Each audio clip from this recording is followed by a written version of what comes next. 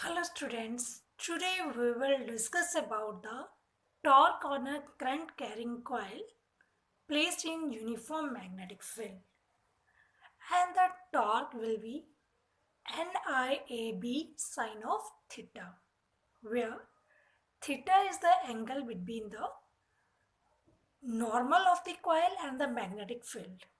Right? It is very important, note it. Theta is the angle between the normal of the coil and the magnetic field. Right?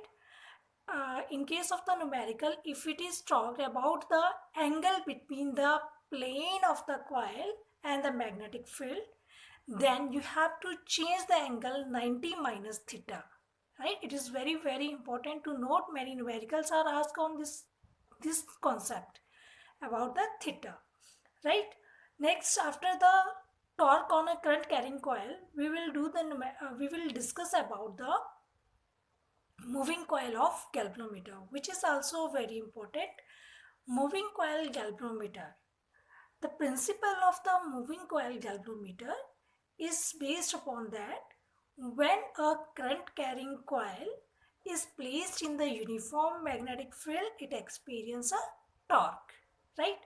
So before doing the moving coil galvanometer, we have to discuss about the torque on a current carrying coil. Let's start. Torque on a current carrying loop or coil in uniform magnetic field. Let us consider a coil. Current is flowing in anticlockwise direction. It is placed in the magnetic field. And theta is the angle between magnetic field and the normal of the plane of the coil. Right? Theta is equal to 90 degree. Now, F1 is the force. We know when a current carrying conductor is placed in magnetic field, it experiences a force.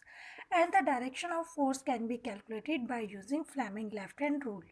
Dear, if you have any doubt in the Fleming left hand rule how to calculate the direction, you can call me. I will send a separate video for it. Okay? Call me on my WhatsApp number 98055586688. Right? F1 is the force on the arm AB due to the current carrying conductor. Right? Magnetic field is in this direction and the current is in upward direction. So the angle between the magnetic field and the current is 90 degree. Now applying Fleming left hand rule, here the direction of the magnetic field is given by such a way in this direction. Current is in the upward direction and the force will be in downward direction. Right? See my thumb is in the downward direction. Right? So the force is in the downward direction on the arm AB.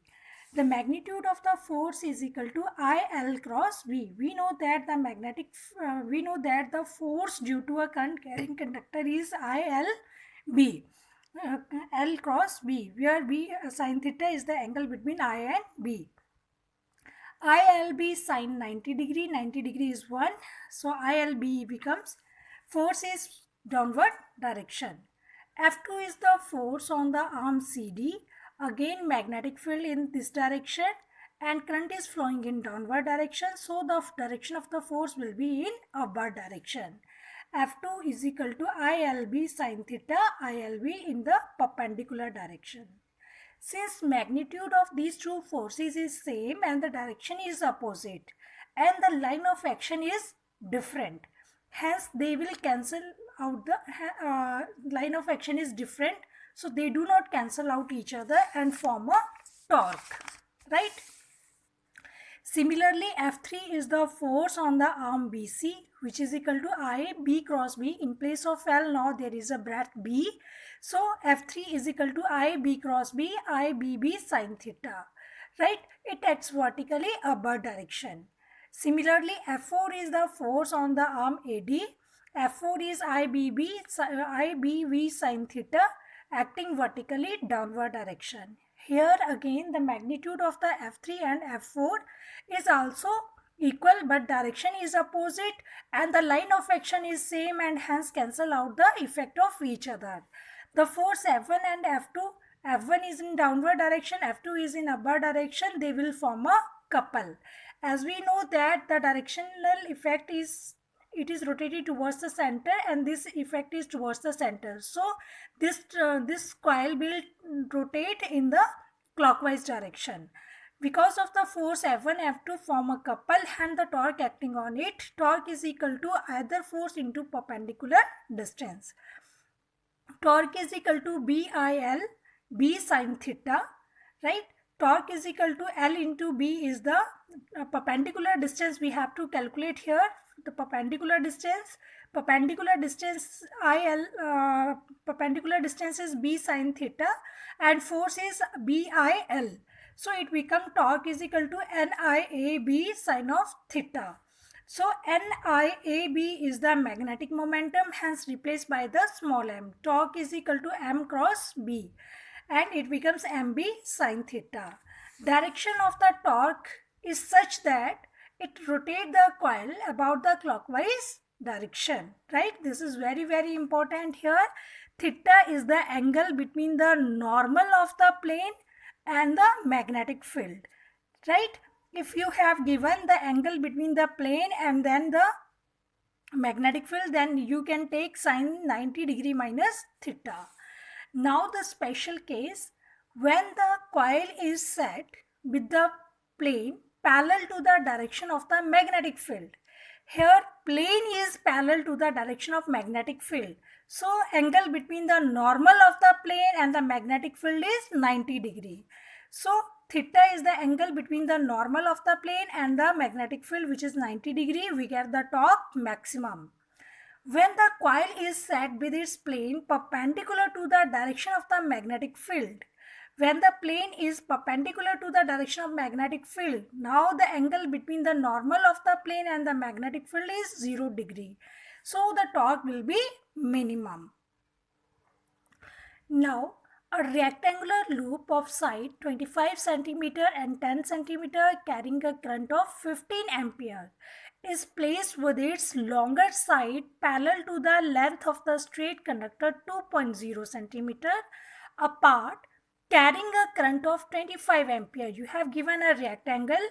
I1 is the current which is 15 ampere flowing in the coil and I2 is the current 25 ampere which is flowing in the conductor placed parallel to the rectangle, right? And the distance between the rectangle and the conductor is 2 centimeter. Length of the conductor is length of the rectangle is 25 centimeter and the breadth is 10 centimeter. Now F1 is the force. Direction of the force can be calculated by applying the Fleming left hand rule. The arm AB get attracted because current is flowing in the same direction as in the conductor. But the arm DC gets repelled because the current is flowing in the opposite to direction of that conductor. So F1 is equal to mu naught upon 4 pi 2 I1 I2 upon R1, which is the attractive in nature. As we know that R is the distance which is the 2 centimeter. Convert it into the meter. We get 4 mu naught upon 4 pi is 10 raised to power minus 7. 2 into I1 25 and I2 50. 2 into 10 raised to power minus 2. On the simplification we get 9.375 into 10 raised to power minus 4 Newton. F2 is the force on the arm DC due to the conductor XY. F2 is equal to mu naught upon 4 pi 2 I1 I2 upon R2, which is the 10 raised to power minus 7 into 2 into 15 into 25 upon. Now the distance is 2 centimeter is this and 10 centimeter is the breadth of rectangle. The total distance will be 12 centimeter. So we get 1.5 into 10 raised to power minus 4 Newton. Total force. F1 force is greater as compared to the F2 because the distance of between these two conductors is smaller, so the magnetic force will be the larger because force is inversely proportional to the distance. So F1 minus F2. F1 is attractive and F2 is repulsive, so minus sign is taken here. Now on the subtracting these two we get 7.813 into 10 raised to power minus 4 Newton, which is the attractive in nature. right? This kind of the numericals are very, very important. Next we have a wire carrying a steady current of 12 ampere and is lies on the table. Another wire CD carries a current of 5 ampere, is held vertically above the AB at the height of 1 millimeter. Find the mass per unit length of the wire CD so that it remains suspended at the position. Now here is, यहाँ पे बात है suspended की, right?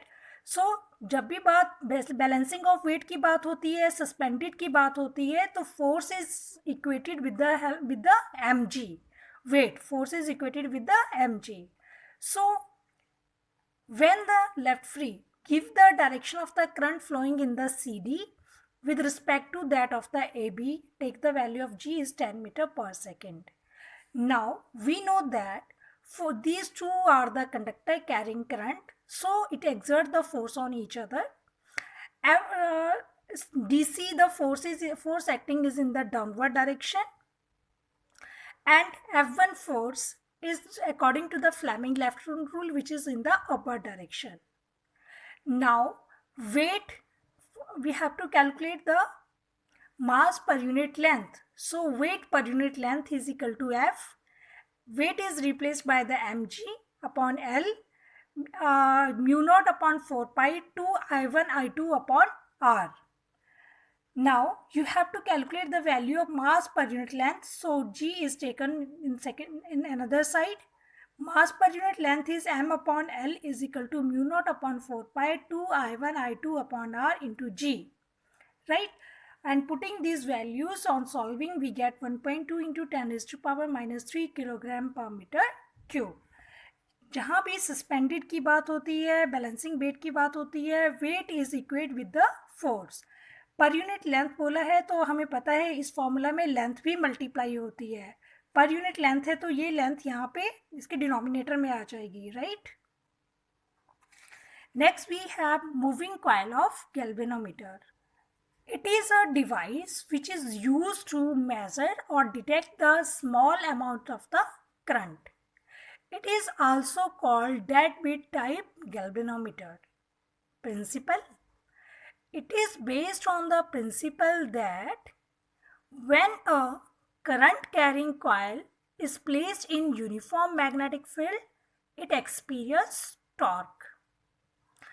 Construction: it consists of metallic frame and the ferromagnetic substance is placed in it.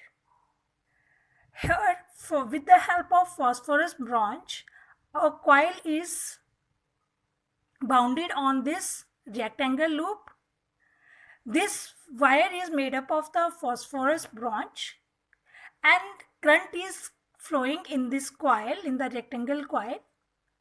As we know that when a current carrying coil is placed in the magnetic field which is provided by the concave shaped magnet and a hair like spring which is attached with the terminal T1 and phosphorus branch wire is attached with the terminal T2. Here L is the length of the coil, rectangular coil, and B is the breadth of the rectangular coil. So area is length into breadth. We know when a current carrying coil is placed in the magnetic field, it experiences torque, and the torque will be NIAB sin theta. Here concave shaped magnet are provided so that they makes the angle theta 90 degree. Torque is equal to NIAB sin theta, where theta is the angle between the normal of the coil and the magnetic field, which is always 90 degree because of the radial magnetic field. This is very, very important. Torque is equal to NIAB sin theta.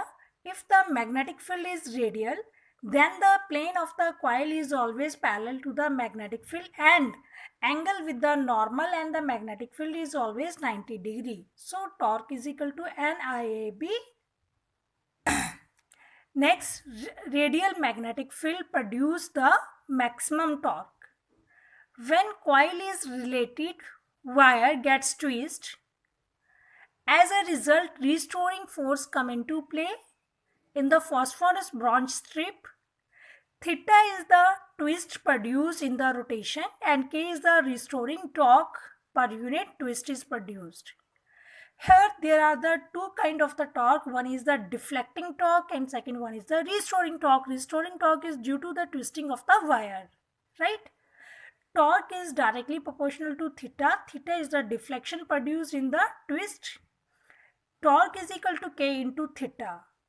The coil of the galvanometer will remain in equilibrium if the deflecting torque is equal to restoring torque. Deflecting torque we know NIAB and restoring torque is equal to K theta. So I is equal to K theta upon NAB and K upon NAB is replaced by G where G is the constant and current becomes directly proportional to the deflection. Now, what is the function of radial magnetic field? This is very